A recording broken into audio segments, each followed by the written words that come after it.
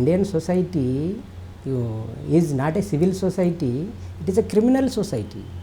నువ్వు ఏదైనా గ్రామానికి వెళ్ళి చూడు, అక్కడ నువ్వు ఒక అమ్మాయి పోతుంటే కామెంట్ చేస్తుంటాడు, ఒక దళితుడు నడుస్తుంటే కామెంట్ చేస్తున్నాడు, ఒక దళితుడు తెల్లబట్టలు వేసుకొని పోతుంటే అంబేద్కర్ని తిడుతుంటారు. ఈ సొసైటీ ఏంటంటే క్రిమినల్ టెండెన్సీస్ అన్నీ. ఇక్కడ బతకడం అంటే క్షణక్షణం ఒక చావడమే. చావడం అంటే ఫిజికల్గా చావడం కాదు, మానసికంగా చచ్చిపోయి బతుకుతుంటారు. ఇప్పుడు మీరేమో అంటున్నారంటే తుపాకీ అవసరం అంటున్నారు, కానీ క్లియర్గా రెండు తెలుగు రాష్ట్రాలకి తీసుకున్నట్లయితే ఇప్పుడు దళిత సమాజం మాకు తుపాకీ కావాలని ఉద్యమాలు చేస్తున్నాయా, లేదంటే మాకు దళిత బంధే కావాలి, మాకు 3 ఎకరాల భూమి కావాలి, మాకు డబుల్ బెడ్రూమ్ ఇళ్ళు కావాలి, లేకపోతే మాకు రేషన్ కార్డులు కావాలి, మాకు ఇవి కావాలి అవి కావాలని ఉద్యమాలు చేస్తున్నాయా? దేనికోసం ఉద్యమాలు చేస్తున్నారో మీరు చూస్తున్నారు.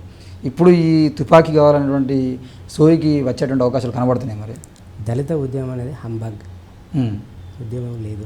ఓకే, ఉద్యమం ఎప్పుడో అంతరించిపోయింది. ఇప్పుడు మిగిలింది వ్యక్తిగత ఎజెండా. ఓకే, నాకు ఉద్యోగం కావాలి, సబ్సిడీ కావాలి, 3 ఎకరాల భూమి కావాలి, దళిత బంధు కావాలి, దళిత ఉద్యోగులకి నాకు ట్రాన్స్ఫర్ కావాలి, నాకు ప్రమోషన్ కావాలి. ఇదే దళిత ఉద్యమం.